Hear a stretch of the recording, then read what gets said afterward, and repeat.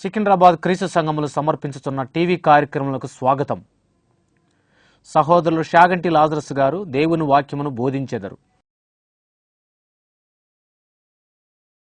ఈ కార్యక్రమాన్ని వీక్షిస్తున్నటువంటి ప్రేక్షకులందరికీ కూడా క్రీస్తు యేసు నామములో హృదయపూర్వక వందనాలు తెలియజేస్తూ ఉన్నాను. ఈరోజు మరి ఒక ప్రాముఖ్యమైన విషయాన్ని మనం దేవుని యొక్క వాక్యం నుంచి నేర్చుకుందాం. ఈరోజు నేను మీతో మాట్లాడబోయే అంశం ఏమిటంటే జారత్వము అనేటువంటి విషయం గురించి మాట్లాడుతూ ఉన్నాను. జారత్వము, దాన్నే ఫార్నికేషన్ అని ఇంగ్లీష్లో అంటారు. జారత్వం గురించి 10 విషయాలు నేను మీతో తెలియజేస్తాను. చాలా జాగ్రత్తగా మీరందరూ కూడా వినవలసిందిగా కోరుతూ ఉన్నాను. మొదటి విషయం ఏంటంటే జారత్వము అనగానేమి? జారత్వము అనగానేమి? వివాహ సంబంధమునకు బయట జరుగు సకల లైంగిక క్రియలు జారత్వం కిందకి వస్తాయి. వివాహం ముందు, వివాహం తరువాత జరుగు అన్ని అక్రమ సంబంధాలు కూడా జారత్వం కిందకే వస్తాయి. అదేవిధంగా వివాహమైన వారు ఇతరులతో కలిసి అక్రమ సంబంధాలు కొనసాగించినట్లయితే వారిని వ్యభిచారులు అని అంటాం మనం చూస్తూ ఉన్నాం. అంతేకాదండి, వ్యభిచారం కూడా జారత్వంలో భాగమే. జారత్వం అనేది ఒక పెద్ద పదము, దాని కింద ఇటువంటి లైంగిక క్రియలన్నీ కూడా వస్తాయని మనం చూస్తూ ఉన్నాం. అదేవిధంగా మరి ఇప్పుడు నేను చెప్పేటువంటి వారందరూ కూడా జారత్వం కిందకే వస్తారు అని మనం చూస్తూ ఉన్నాం. వ్యభిచారులు, మగవేశ్యలు, వీరినే పురుషగాములు అని కూడా చెప్పబడింది. ఆడవేశ్యలు, స్వజాతి సంపర్కులు, పురుషులతో పురుషులు, స్త్రీలతో స్త్రీలు అవాచ్యమైనది చేయువారు, మృగ సంయోగాలు, కామచేష్టలు, కామ వికారము, కాముకత్వము మొదలైనవన్నీ కూడా జారత్వం క్రిందకే వస్తాయి అనే విషయాన్ని గమనించవలసిందిగా కోరుచున్నాను. దేవుడు బైబిల్ నందు లైంగిక సంబంధము భార్యాభర్తలకు సంబంధించినదిగా చెప్పుచున్నారు.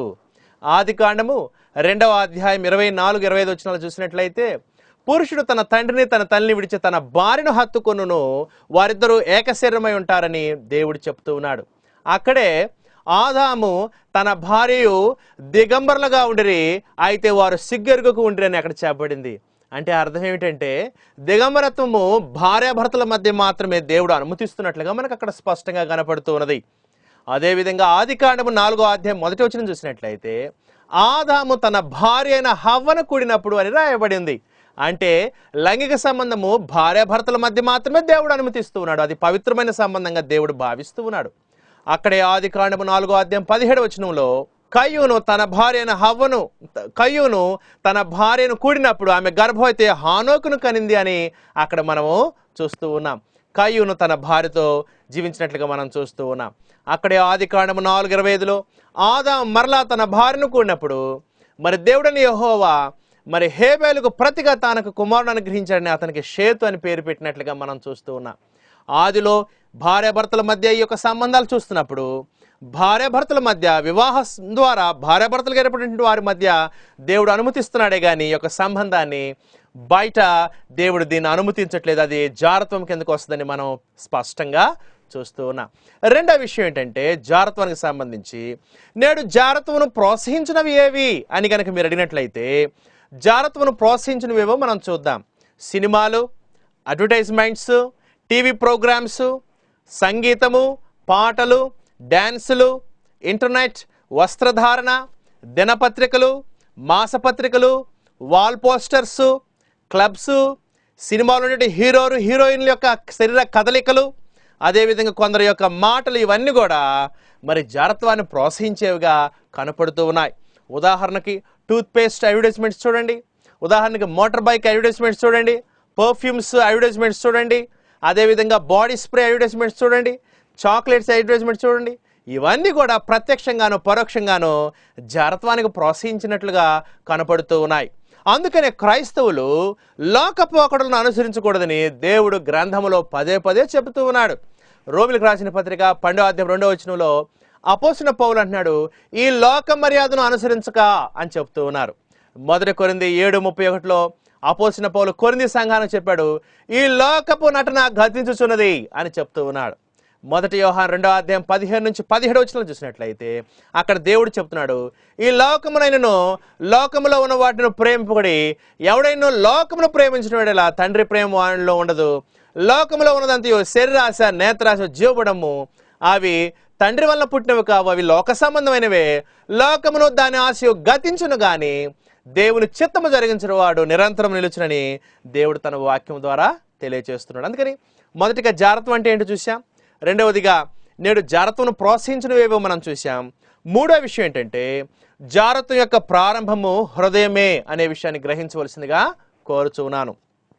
జాగ్రత్త యొక్క ప్రారంభము హృదయమే. మార్కు సువార్త 7వ అధ్యాయం 21 నుంచి 2 వచనాలు చూసినట్లయితే అక్కడ క్రీస్తు ప్రభు వారు హృదయంలో నుంచి బయటకు వచ్చి మనుషుని అపవిత్రం చేసేటువంటి పాపాలు చెప్పాడు. 13 పాపాలు అక్కడ లిస్ట్ అవుట్ చేశారు. ఆ 13 పాపాల్లో జారత్వం, వ్యభిచారం ఒకటిగా మనం చూస్తూ ఉన్నాం. అవన్నీ కూడా హృదయంలో నుండి బయటకు వస్తాయని ఇక్కడ ప్రభువారు చెబుతున్నాడు. అందుకని మరి జారత్వం యొక్క ప్రారంభము హృదయంలోనే అనే విషయాన్ని మనం గ్రహించాలండి. అందుకని మరి హృదయంలో ఉన్నటువంటి విషయాలన్నీ కూడా మనం చూచడం ద్వారా, వినటం ద్వారానే హృదయంలో అవన్నీ కూడా పోగవుతాయి అనేటువంటి విషయాన్ని మనం చూస్తూ ఉన్నాం. అందుకనే మార్కు సువార్త 4:24లో మీరు ఏమి వినుచున్నారో జాగ్రత్తగా ఉండండి అని అక్కడ ప్రభువారు చెబుతూ ఉన్నాడు. మత్తయి సువార్త 6వ అధ్యాయం 22-23 వచనాల్లో నీ దేహమునకు దీపము నీ కన్నే కనుక, నీ కన్ను కనుక సరిగా ఉన్నట్లయితే దేహమంతా వెలుగుమయంగా ఉంటుంది. నీ కన్ను చెడుదైతే నీ దేహమంతా చెడిపోతుంది అనే విషయాన్ని కూడా అక్కడ ప్రభువారు తెలియజేస్తున్నారు. అందుకని మనం ఏం వింటున్నాము, ఏం చూస్తున్నామో చాలా జాగ్రత్తగా ఉండాలి.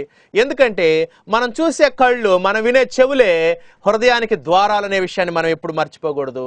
తద్వారా హృదయములో ఉన్నటువంటి కోరికలు అభిరుచి చెందుతాయని మనం చూస్తూ ఉన్నాం. అందుకనే జ్ఞాని సొలొమోను సామెతల గ్రంథం 4:23 ఏమని చెప్పారంటే నీ హృదయంలో నుండి జీవదారులు బయలుదేరిన గనక అన్నిటికంటే ముఖ్యంగా నీ హృదయమును భద్రము చేసుకొనుము అనే విషయాన్ని కూడా తెలియజేస్తూ ఉన్నారు. అందుకని ప్రియులారా, ఈరోజు మనము జారత్వం గురించి చూస్తూ ఉన్నాం. మొదటిగా జారత్వం అంటే ఏమిటో చూసాము. రెండవదిగా జారత్వం ప్రోత్సహించినవి ఏమిటో చూసాము. మూడవదిగా జారత్వం యొక్క ప్రారంభము హృదయమే అనే విషయాన్ని మనము గ్రహించాం.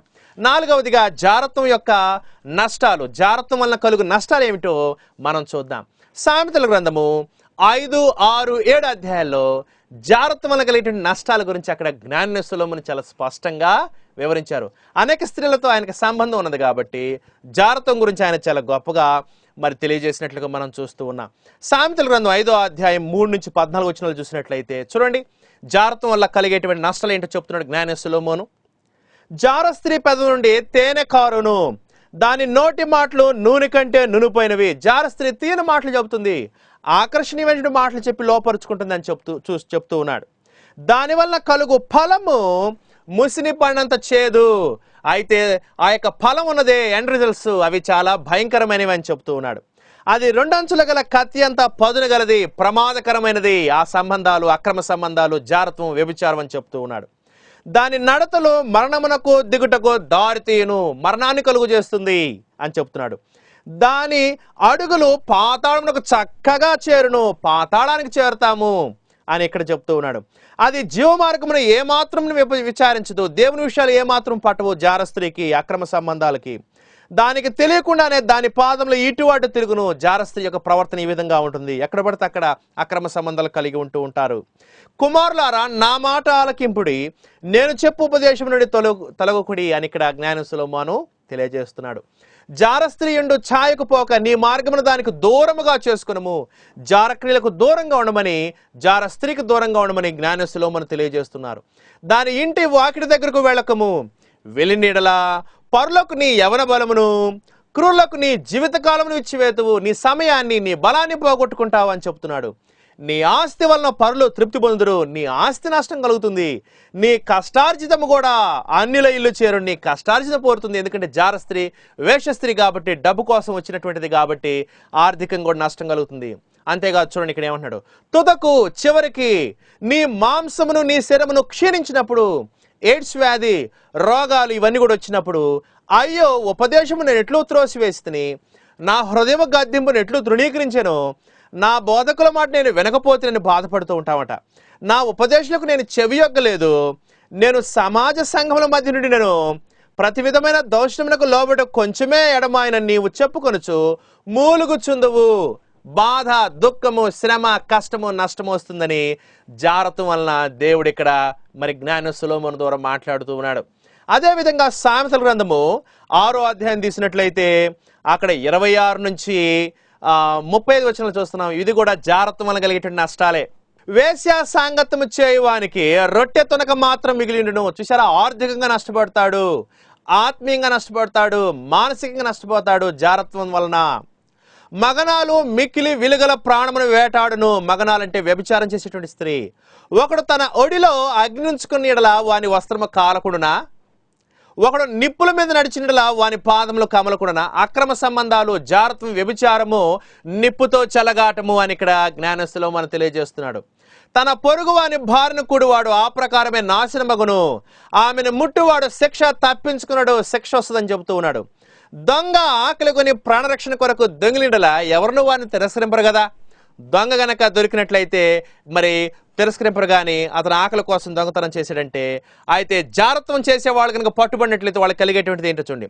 వాడు దొరికినలా అంటే జారత్వం చేసేవాడు కనుక దొరికినట్లయితే 7 అంతలు చెల్లింపవలను, ఆర్థిక నష్టం కలుగుతుంది. తన ఇంటి ఆస్తి అంతయు అప్పగింపవలను, తన కుటుంబానికి కూడా నష్టం కలుగుతుంది. జారత్వం జరిగించేవాడు కేవలము బుద్ధిశూన్యుడు అంటే బుద్ధిహీనుడు. ఆ కారము చేయవాడు స్వనాశనం కోరువాడే, తనకు తానే నాశనం చేసుకుంటున్నాడు. వాడు దెబ్బలకును అవమానకును పాత్రుడగును. వానికి కలుగు అపకీర్తి ఎన్నటికీ తొలగిపోదు. ఈ అక్రమ సంబంధాల వల్ల కలిగిన అపకీర్తి ఎన్నటికీ పోదని కూడా చెప్తూ ఉన్నాడు. భర్తకు పుట్టు రోషము మహారౌద్రము కలది, ప్రతీకారము చేయ కాలమందు అట్టివాడు కనికరపడడు. భార్యాభర్తల మధ్య కూడా కొంత గొడవల కారణం అవుతుంది ఇటువంటి సంబంధాలు. ప్రాయశ్చితం ఏమైనా నీవు చేసినప్పుడు లక్ష్య పెట్టడు, ఎంత గొప్ప బహుమానం నీవు ఇచ్చిన వాడు ఒప్పుకొనడు. ఇటువంటి ఘోరమైనటువంటిదిగా భార్యాభర్తలు మరి సంబంధాలని మనం చూస్తూ ఇటువంటి ఘోరమైనటువంటి పరిణామాలు తీసుకురాగలదు జారత్వము, అక్రమ సంబంధాలను ఇక్కడ దేవుడు తెలియజేస్తున్నాడు.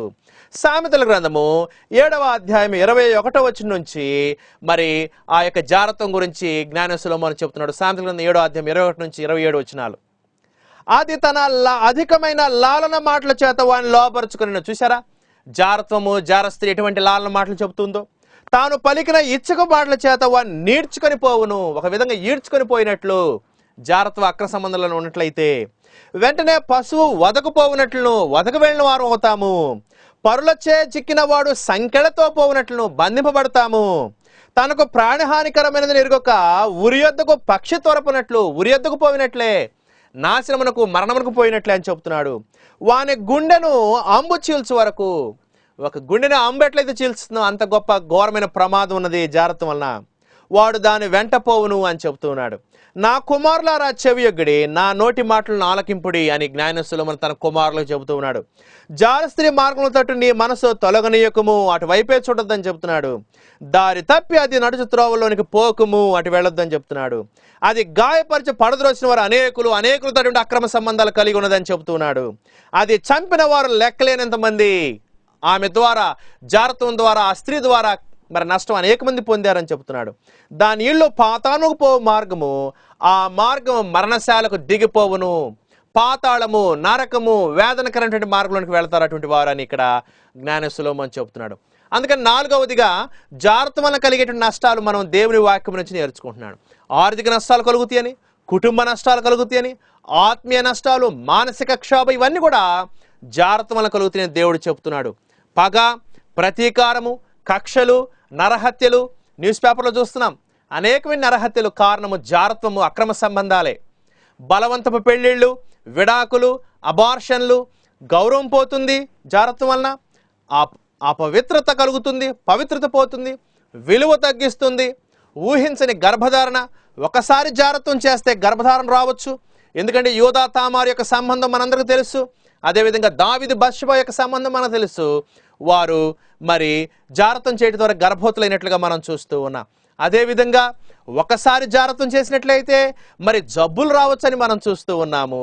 మరి అదేవిధంగా ఎయిడ్స్ భర్త ద్వారా భార్యకు, తల్లి ద్వారా పిల్లలకు కూడా ఆ యొక్క జబ్బు మరి కలిగి భౌతికంగా మరణిస్తూ ఉన్నారు. అంతేకాదు ఇటువంటి క్రియలు పాపము వచ్చిన జీవితం మరణము, ఆత్మీయ మరణం కూడా కలుగుతుంది. జారత్వం గురించి మనం చదువుతూ ఉన్నాం. 10 విషయాలు చదువుతున్నాం, 4 విషయాలు మనం చదివాము. 5వ విషయం ఏంటంటే జాగ్రత్త విషయంలో క్రైస్తవులు ఎలాగుండాలి అనే విషయాన్ని మనం 5వదిగా చూస్తున్నాం. జాగ్రత్త విషయంలో క్రైస్తవులు ఎలాగుండాలి, దేవుడు తన బిడ్డలు ఎలాగుండాలని చెప్తూ ఉన్నారు అని కనుక మనం చూసినట్లయితే, మొదటిగా 1 కొరింథీ 6:18 ప్రకారము జాగ్రత్తకు దూరముగా పారిపోవుడి అని దేవుడు మనకి అపోస్తలుడైన పౌలు ద్వారా తెలియజేస్తున్నాడు. జాగ్రత్తకు దూరముగా పారిపోవాలని దేవుడు తెలియజేస్తున్నాడు. అటువంటి క్రియలకు సమీపించకూడదు, వాటికి చాలా దూరంగా ఉండాలని దేవుడు తెలియజేస్తున్నాడు. కొలసీలు రాసిన పత్రిక 3వ అధ్యాయము 5వ వచనం కనుక చూసినట్లయితే, అక్కడ అపోస్తలుడైన పౌలు కొలసీ సంఘానికి ఏమని చెప్తున్నాడంటే, మరి జారత్వము ఇటువంటి క్రియలను చంపివేయుడి, శరీర కార్యాలను చంపివేయుడి అనేటువంటి విషయాన్ని అక్కడ పౌలు గారు కొలసీ సంఘానికి తెలియజేస్తూ ఉన్నాడు. అందుకని ఆ యొక్క ఆలోచనల్ని, అటువంటి చేష్టల్ని, అటువంటి వాటిని చంపివేయాలి క్రైస్తవులని కూడా ప్రభు ఇక్కడ తెలియజేస్తూ ఉన్నాడు. 1 కొరింథీ 5వ అధ్యాయం 13వ వచనం చూసినట్లయితే, అక్కడ ఒక క్రైస్తవుడు జారత్వం చేస్తున్నట్లుగా పౌలు గారు చెప్తున్నాడు. మీలో జారత్వం ఉన్నదని వదంతి కలదు, ఒకడు తన తండ్రి భార్యను ఉంచుకున్నట అనేటువంటి విషయాన్ని అక్కడ 1 కొరింథీ 5వ అధ్యాయం 13వ వచనాల్లో మనం చూస్తూ ఉన్నాం. అటువంటి జారత్వంలో కొనసాగే క్రైస్తవులతోటి మిగతా క్రైస్తవులు ఏం చేయాలి? సహవాసాన్ని తెంపుకోవాలి, అతని సంఘం నుంచి వెలివేయాలని అక్కడ పౌలు గారు చెప్తూ ఉన్నాడు. అంటే క్రైస్తవులు జారులతో సాంగత్యం చేయకూడదు, లేకపోతే తోటి క్రైస్తవులు జాగ్రత్తలో ఉన్న అటువంటి వారితో సాంగత్యం చేయకూడదు అని అక్కడ మనం చూస్తాం. ఎందుకంటే పులుసుని పిండి కొంచెమైనను ముద్ద అంతయు పులియు చేయనటువంటి విషయాన్ని మనం అక్కడ చూస్తూ ఉన్నాం. అదేవిధంగా జాగ్రత్త విషయంలో క్రైస్తవులు ఎలాగ ఉండాలంటే, జాగ్రత్త విషయమై వీటి పేరైనను ఎత్తకూడదని అపోస్తలుడైన పౌలు ఎఫెసీయులకు రాసిన పత్రిక 5వ అధ్యాయం 3వ వచనంలో తెలియజేస్తూ ఉన్నాడు.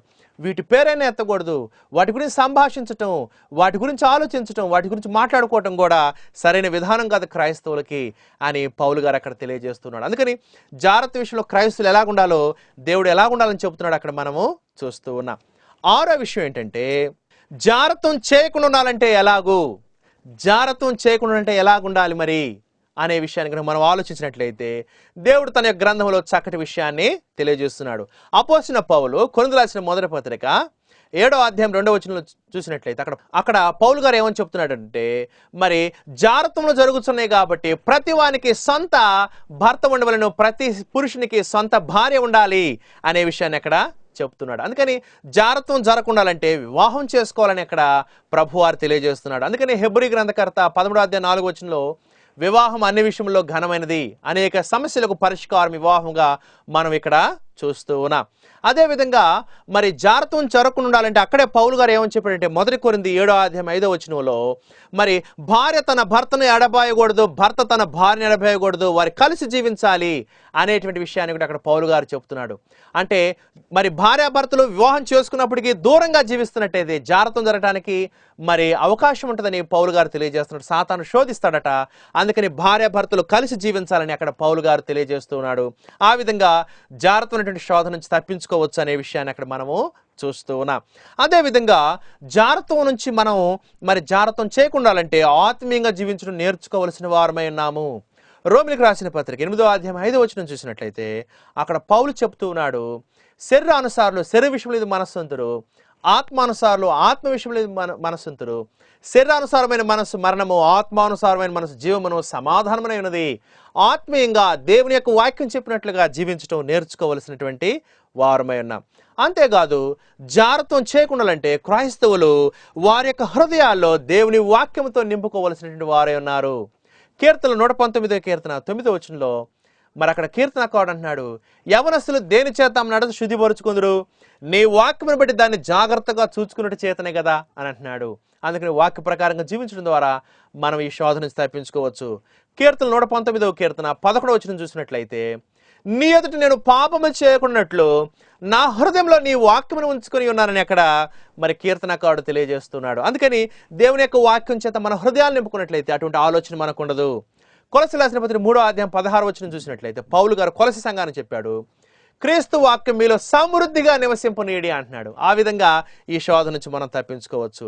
రెండవదిగా అక్కడే మనం చూస్తూ ఉన్నాం 2వ తిమోతి 2:22లో అపోస్తలుడైన పౌలు తిమోతిని యవనస్తులకు చెప్తున్నాడు, యవనేచ్ఛ నుండి దూరముగా పారిపోము, ప్రభునకు ప్రార్థన చేయవారితో కూడా భక్తిని, విశ్వాసమును, పవిత్రతను మరి నీతిని వెంటాడము అని అక్కడ చెప్తున్నాడు. జారత్వం చేయకుండాలంటే క్రైస్తవులు పరిశుద్ధులతో సంఘముతో సహవాసం కలిగి ఉండాలి.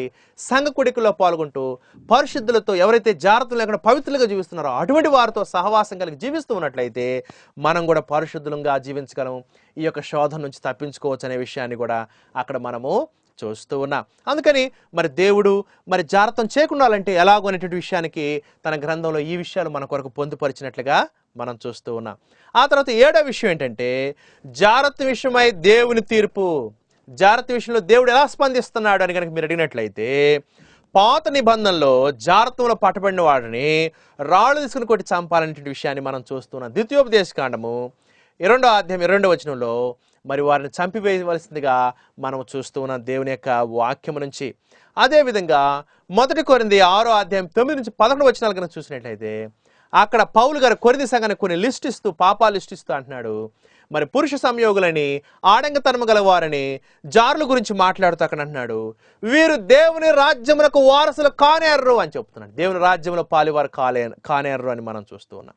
అంతేకాదు హెబ్రీ రాసిన పత్రిక 13:4 చూసినట్లయితే, వివాహం అన్ని విషయంలో ఘనమైనది గాను, పానుపు నిష్కల్మషమైనది గాను ఉండవలను, వేశ్య సంగులకును వ్యభిచారులకును దేవుడు తీర్పు తీర్చును అని మనం చూస్తాం. దేవుడు తీర్పు తీరుస్తాడు అనే విషయాన్ని మనం మర్చిపోకూడదండి. క్రొత్త నిబంధనలో అటువంటి వారు దేవుని రాజ్యానికి పాలివారు కారు. అదేవిధంగా మరి దేవుడు తీర్పు తీరుస్తారు అటువంటి వారిని కూడా మనం చూస్తూ ఉన్నాము. అదేవిధంగా మరి క్రొత్త నిబంధన ప్రకారం కనుక మనం చూసినట్లయితే జాగ్రత్త చేసిన వారికి దేవుని యొక్క ఉగ్రత కూడా ఉంటుంది వారి మీద అనే విషయాన్ని మనం చూస్తున్నాం. కొలస్సీయులకు రాసిన పత్రిక 3వ అధ్యాయం 5-6 వచనాలు చూసినట్లయితే దేవుని ఉగ్రత వారి మీద నిలుచును అని కూడా అక్కడ ప్రభు తెలియజేస్తున్నాడు. పాత నిబంధనలో జాగ్రత్త చేసిన వారిని మనం చూసినట్లయితే 1 కొరింథీ 10:8లో ఇశ్రాయేలు ఒక్క దిన మంది 23,000 మంది మోయాబీలతో జాగ్రత్త చేయటం వల్ల కూలిపోయినట్లుగా మనం చూస్తున్నాం. చూసారా, పాత నిబంధనలో ఒక చక్కటి ఉదాహరణ మనకున్నది. అంతేకాదు ప్రకటన 22:15 ప్రకారము ఇటువంటి క్రియలు ఉన్నవాళ్ళు పరలోక పట్టణంలో ప్రవేశం లేదనే విషయాన్ని కూడా మనం చూస్తూ ఉన్నాం. ప్రకటన 21:8లో జాగ్రత్త చేసేవాళ్ళు వ్యభిచారులు అగ్ని గంధములతో మండు గుండములో పాలు పొందురు, ఇది 2వ మరణం అని కూడా మనం చూస్తూ ఉన్నాం. ఆ తర్వాత 8వ విషయం ఏంటంటే జాగ్రత్త పాపంలో చిక్కిన వారిని మనం ఇక్కడ చూస్తూ ఉన్నాం. జాగ్రత్త పాపంలో చిక్కినవారు లోతు తన కుమార్తెలతో జాగ్రత్త చేసినట్లుగా మనం చూస్తున్నాం. యోధా తామారుతో జాగ్రత్త చేసినట్లుగా మనం చూస్తున్నాం. ఇశ్రాయేలు మోయాబీలతో జాగ్రత్త చేసి దేవుని శిక్షణ అనిపించినట్లుగా మనం చూస్తున్నాం. దావీదు బత్షెబాతో జాగ్రత్త చేసినట్లుగా మనం చూస్తున్నాం. సంసోను దెలీలాతో ఒక క్రైస్తవుడు 1 కొరింథీ 5వ అధ్యాయం కూడా జాగ్రత్త చేసినట్లుగా మనం చూస్తున్నాం. ఇవన్నీ కూడా మనకు ఉదాహరణలు. ఆ విధంగా ఉండకూడదని ప్రభువు తెలియజేస్తున్నాడు. 9వ విషయం ఏంటంటే జాగ్రత్తను పాపముకు లోబడిన వారిని కూడా దేవుడు మన కోసం గ్రంథంలో చూపిస్తూ ఉన్నాడు. ఆ విధంగా వారిలాగా మనం జీవించాలని దేవుడు కోరుతున్నాడు. యోసేపు మరి జాగ్రత్త శోధన నుంచి పారిపోయిన వ్యక్తిగా మనం చూస్తున్నాం. ఆదికాండం 39వ అధ్యాయంలో యోసేపు యొక్క జీవితము గొప్ప ఉదాహరణ. మరి యొక్క శోధన నుంచి తను తప్పించుకున్నట్లుగా, పారిపోయినట్లుగా యవనేచ్చల నుంచి మనము చూడగలుగుతున్నాం. అదేవిధంగా రూతు శోధించినప్పుడు కూడా బోయేజు ఆ యొక్క శోధనకు లోబడినట్లుగా జాగ్రత్త చేయనట్లుగా మనం చూస్తున్నాం. రూతు గ్రంథం 3వ అధ్యాయంలో ఈ విషయాన్ని మనము చూస్తున్నాం. ఇటువంటి దేవుని భక్తి పరులు మనకు చక్కటి మాదిరి. ఆ విధంగా ఆశా నిగ్రహం కలిగి జాగ్రత్త చేయకుండా, మరి అక్ర సంబంధాలు కలిగి ఉండకుండా పవిత్రంగా మన దేహాన్ని మనం జాగ్రత్తగా కాపాడుకోవాలి, మన ఘటాలను కాపాడుకున్న ప్రభువారు తెలియజేస్తున్నాడు. చివరిగా 10వ విషయం ఏంటంటే జాగ్రత్త చేయవారు రక్షణ పొందాలని దేవుడు ప్రేమపూర్వకంగా కోరుతూ ఉన్నాడు. కీర్తన గ్రంథం 51వ కీర్తన దావీదు మహారాజు బత్షెబాతో పాపం చేసిన తర్వాత, జాగ్రత్త చేసిన తర్వాత తన మనసు మార్చుకుని దేవుని వేడుకునేటువంటి కీర్తన మనం చూస్తూ ఉన్నాం. దావీదు మనసు మార్చుకున్నప్పుడు దేవుడు క్షమించాడు, చేర్చుకున్నట్లుగా మనం చూస్తూ ఉన్నాం. అదే విధముగా వ్యభిచారంలో పట్టబడిన స్త్రీని యోహాను సువార్త 8వ అధ్యాయంలో యేసుప్రభు అంటున్నారు, ఇకను పాపం చేయకమని ఆమె పట్ల తన క్షమాపణ గుణాన్ని వ్యక్తపరిచినట్లుగా మనం చూస్తూ ఉన్నాం.